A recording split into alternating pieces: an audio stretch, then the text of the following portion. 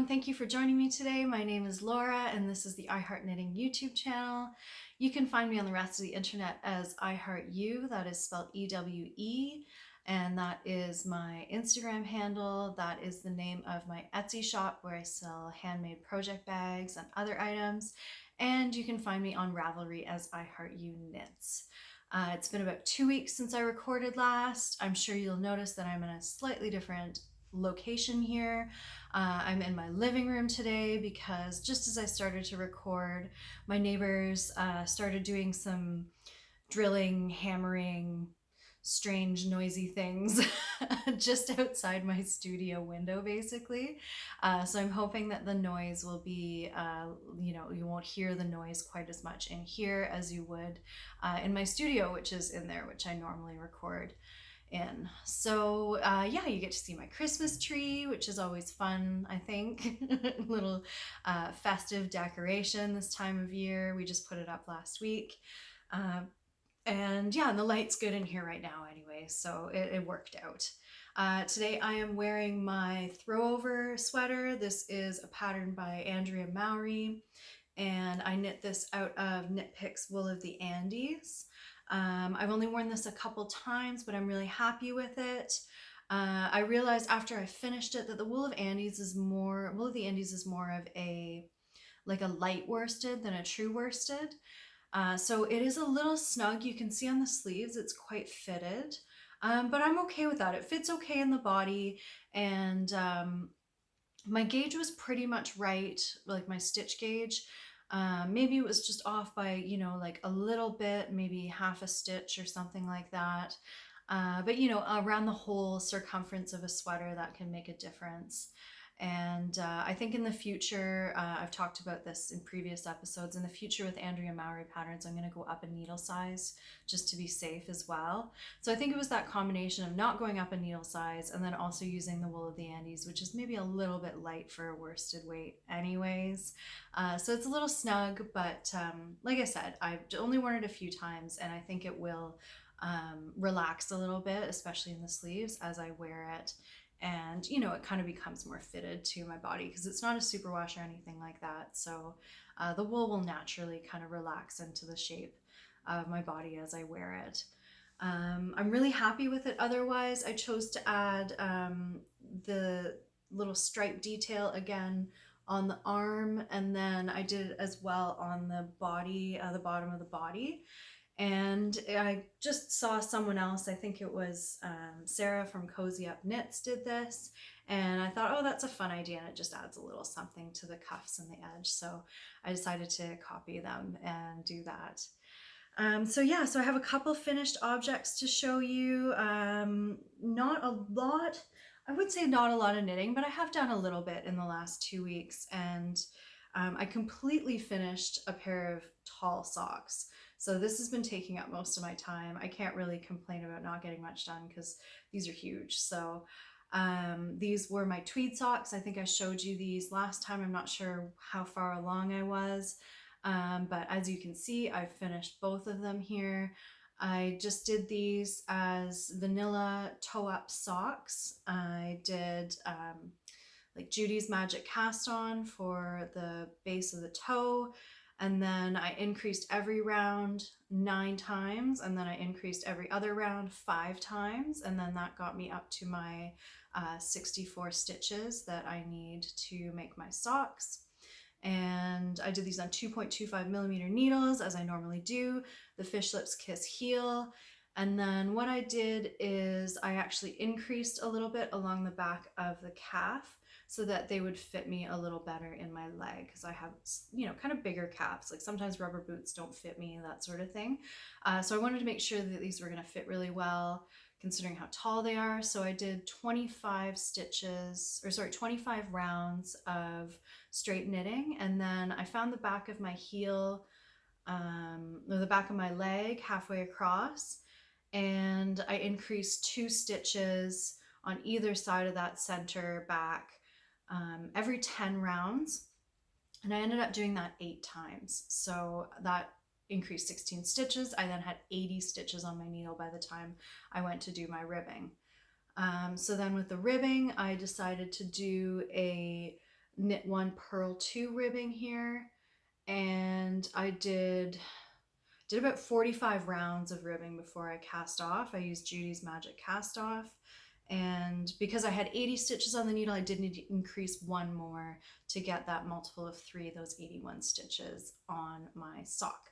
So yeah, no pattern for this, but you know, if you did want to copy this, hopefully that will give you some guidance. I also mentioned that if you want to do a toe-up sock with a traditional heel flap and gusset, you can check out the pattern for the little cable knee highs from Pearl Soho, and I've made those before with the cable on the back of the leg. That's the only kind of detail on them, or you could just omit that cable if you wanted to. So this is knit out of Knitpicks Stroll Tweed, and this greeny blue color is the North Sea Heather, and then the gray is the Down Heather colorway. Good boy. Here, Sammy's gonna come and join us here. You're probably not gonna be able to see him once he lays down. Now you can just see the back of his back here, but he's here. He's just chilling, as he does. He's my senior Labrador Retriever. Here, I'll turn this a little bit so that you can just get a little peek of him curled up there. Oh, hi, Sammy. Yes. And let's just put this back. So, yeah, really happy with these. I ended up using about 40 grams of the main color for each sock. I was planning on knitting until I ran out of yarn, but then I realized that I had a good amount of height on these already, and I didn't really need to use all of it. So I do have a little bit left. So here's the ball band if you wanted to see the Stroll Tweed. And yeah, I think I have about 20 grams total left here. So yeah, not too bad for leftovers, and I'm really happy with how these turned out. So they're too tall for my sock blockers, so I didn't bother putting them on there. But you get the idea. You've seen him knit socks before, I'm guessing, if you're watching this channel. So yeah, I don't need to explain this too much, do I? And then the other projects I've been working on in the last couple weeks are some smaller projects knit out of this really fun colorway. I showed you these mitts last time. So this is the Peppermint Mocha colorway by Freckled Whimsy. This is their really fun self-striping kind of winter, one of their winter holiday themed colorways that I had in my stash for a while. So I showed you last time these mittens, the World's Simplest Mittens by Tin Can Knits. This is the fingering weight version and an adult small. And I just loved them so much. They turned out so well. I told you last time that I ended up ripping the socks out that I started. I was going to knit tall socks with them, and I just decided that I wasn't feeling it. But yeah, I love these mittens so much that then I ended up making these mittens. So this is the same colorway. This is the Freckled Whimsy Peppermint Mocha colorway again, but as you can see, I held it double with a almost completely white yarn. It has some sparkle in it, which you might not be able to see here, but it has some gold stellina sparkle as well. And then I used the same pattern, the Tin Can Knits World's Simplest Mittens, in their worsted weight. So it's a really cool pattern because you can knit your mittens out of fingering, DK, worsted, or bulky, and they have instructions for all of those, as well as multiple sizes going from like a children's small to an adult large. I think there's at least 6 sizes. So yeah, so then I cranked these out, which were really fun, and I love the little sparkle on them, and the white yarn just kind of breaks up a little bit of that color, but you still you can still see the striping really clearly on it, and that's what I was hoping for. And I think these are a better weight. The fingering weight ones are okay, but they're fairly thin.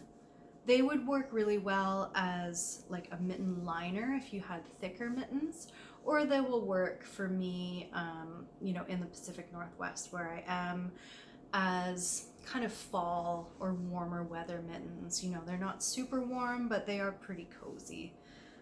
So yeah, so I thought, oh, let's try that worsted weight and see how I felt about kind of that weight of yarn. And I do like these better. I'm not sure if I'm going to keep both these pairs or not. Feels kind of silly to have multiple pairs of these mittens, but I'm not sure what I'm going to do with them yet. And then I just went on a bender with this yarn. I decided after that I did want socks after all. But I knit shorties and they turned out really great. Sorry, that's really loud with the two blockers smacking together. You can see I just used the red color, like just the last of the red stripe, as the bottom edge of my cast on. So I did a long tail cast on, so my tail was all red, and then the working yarn that I started my cast on with was the minty green color. So it just made this fun little kind of detail at the beginning. I managed to do that on both socks, and then I wasn't sure how much yarn I was going to have left, so I decided to put in a contrast toe, which is, it's not exactly the same color as this. You can see it's like a bit more of a blue than this kind of minty green, but it's close enough, and I think they turned out great. So I cranked those out with a traditional, I don't know how I'm doing here, with a traditional turned heel and gusset in like not very much time. I think I finished these in a couple days. I just did 6 rounds of ribbing before I started the heel, and then just went for it.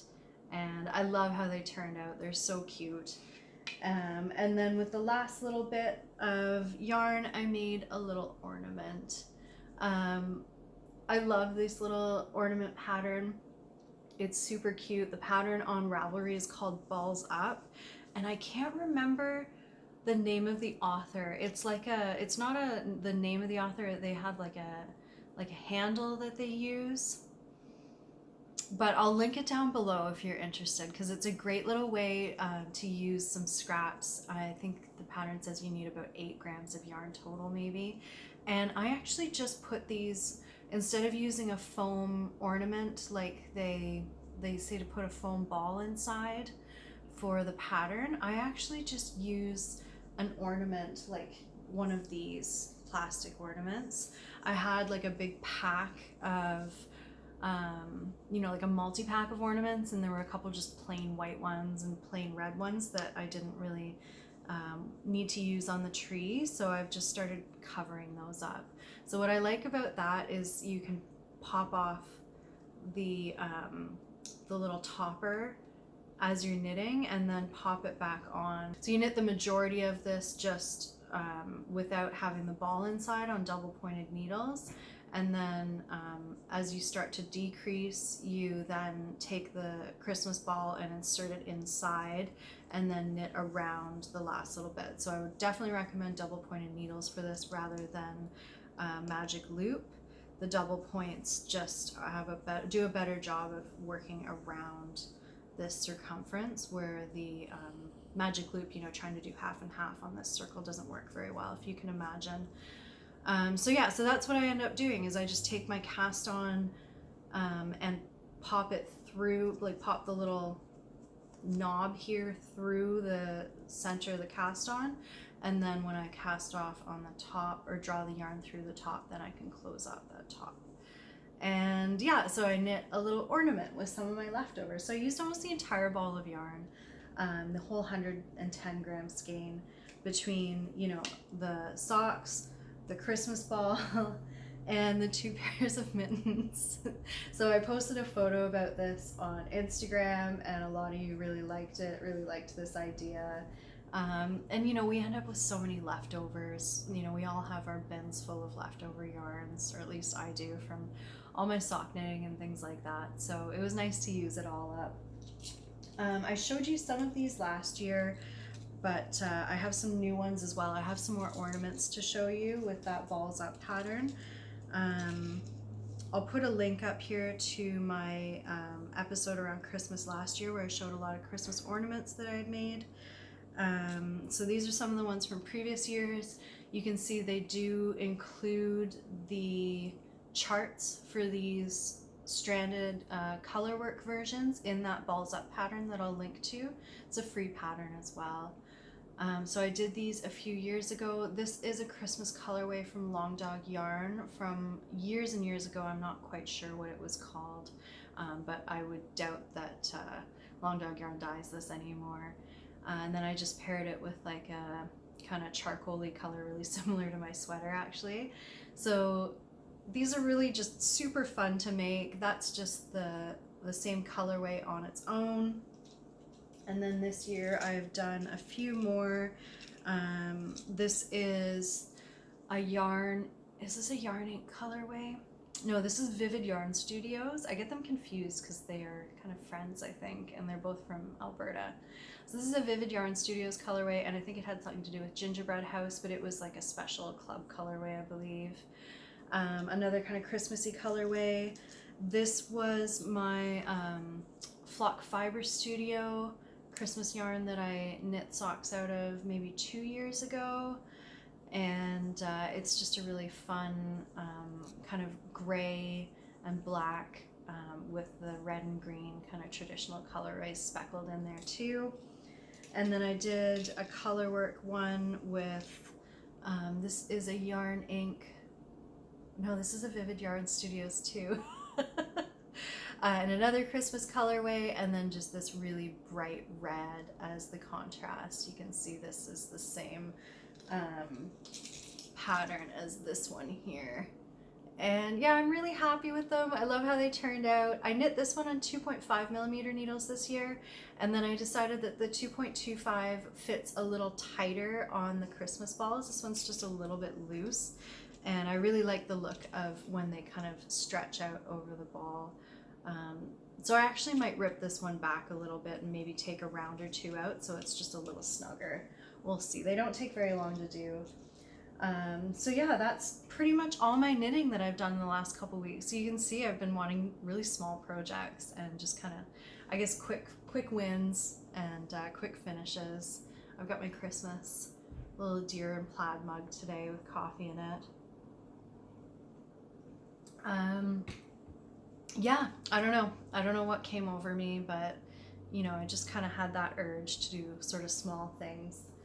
And then going on that, I ended up going on a little cross stitch bender as well. So I saw Tracy of the Grocery Girls was doing a 12 cross stitch ornament days of Christmas or something like that, 12 days of stitching maybe, that you know, someone had put out a pattern for these 12 small projects, and she got these little hoops and did them, and I thought, well, I want to do that. I want to make little projects.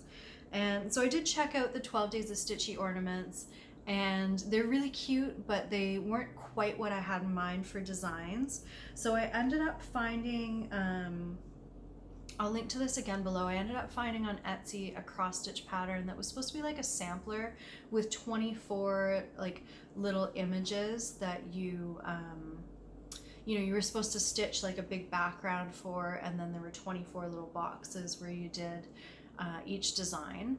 And I realized that they would fit really well in the 3-inch hoops, so I grabbed a dozen 3-inch hoops. I just got them off of Amazon. They were fairly inexpensive. They're just bamboo, and I just started stitching these up. They take like an evening, you know, maybe an evening and a half to finish, and I just love them so much. So yeah, instead of doing the whole sampler, I'm just kind of picking and choosing the little designs that I want to do, and I'm changing the colors up a little bit. The pattern calls for like a gray or something different for the background, and then there's a lot of white stitching, so I've had to change out a lot of the white colors. You know, like you can see the snow in this one. It was supposed to be white, but I just made it blue instead so you could see it on the white background. And I did some little mittens the other night, and I think these are gonna be ornaments for the tree when they're finished. You can just kind of string a piece of ribbon through here, and obviously they still need to be finished. I haven't you know, put any felt on the back or glued them down or anything. I usually just use a hot glue gun and glue down some of the excess fabric, and then put a little felt piece on the back to finish them, nothing fancy. But these have been really fun, really satisfying little projects, and yeah, like I said, I've just been playing around with different colors, and I will send I'll put a link below to the sampler that I used. But I did notice on Etsy there are quite a few different options for, either Christmas ornament designs or samplers like that you could then just break up and use on your own. And then my husband got excited and he was watching me cross stitch and he wanted to do one. So he did the little reindeer the other night. He's done a little bit of cross stitch during like the pandemic lockdown. He wanted to do some cross stitch and had done it as a kid. I think a lot of us learned, people in our generation learned how to cross stitch in school because it was really trendy, back in like the 90s. And then it kind of went out of style and now it's back in style. Anyway, so he kind of knew how to do it before and picked it up during the pandemic. He did a big cross stitch, and so he wanted to do this, and I think he did a great job on his little reindeer. So yeah, I'll get these finished off. I only have enough of this Aida cloth to do one more. So I was looking last night, and I think I'm going to do a little snowflake design, but there are a few more I want to do, so I'm gonna have to go get some more Aida cloth. I went into Michael's when I was in Victoria in town the other day, but because of all the supply chain issues with the flooding and the road closures in BC, they were really picked over, and they had one type of Aida cloth, and I don't think it was the right count, and it was white, and I didn't want white. I want at least this like antique white, or really what I want is like an oatmeal or like a different color like that. So I might have to try and find a source online for that. There is an Etsy shop I think they're in Toronto, called Millions of Stitches, and I've ordered from them before, and they usually have a pretty good supply of Aida cloth. So I'll probably check that out and do an order so that I can keep doing these little ornaments, because I got a dozen hoops and I'm just having a lot of fun with them. I think they'll make nice little gifts too. I actually stitched another one with a little cardinal and like a birdhouse on it, but I ended up finishing that and sending it away as a gift, so I don't have that to show you. Yeah, so that's basically it. Those are all the crafty things I've been doing the last couple weeks. It's been nice. I've been taking a little bit of time off work and just enjoying some downtime, I guess, and yeah, it's been really nice actually. I feel like I needed a bit of a break. I don't think I'm not going to be doing another update until the new year. So what is in the Etsy shop is what you get for the rest of the year. But there is still a lot of project bags in there. There are lavender sachets in there. There are stitch markers. Yeah, the shop is still quite full. So have a look there if you're looking for gifts. If you do want to order and get your order before like the Christmas break, I would definitely encourage you to order soon. Like I said, today's the 3rd of December. I am in Canada. All your North American orders, like any order placed to ship anywhere within North America, will go with tracking. So you can track it, but just between the highway closures and the delays in BC, which most of my stuff just goes to Richmond and then gets flown out, so it's not a huge deal, but it's still slow. And then also just with the general slowdowns that happen this time of year with everybody shipping things, I would definitely encourage you to get your orders in soon if you would like them in a timely manner. I do have a few like holiday print project bags that are left in the shop, and those are now 20% off, so you can check that out. I think there's maybe 5 left in there, but there's still some really cute prints, so if you're interested, those are 20% off. The lavender sachets that have like a Christmassy or a holiday print are also 20% off, and then there's lots of other like non-holiday project bags in there as well. So have a look in the Etsy shop, And then if you are on Instagram, I am doing a giveaway for this bag. So I decided to give that away. It has a really fun kind of herringbone knit design in the inside. And then this little, this was on the selvage of the fabric, this Noel. So I cut that out and then stitched that patch on the outside, and then the back is just plain. So if you would like a chance to win this, you can check out the post which has this photo on Instagram. The deadline for that entry is going to be, I think it's going to be the 5th of December.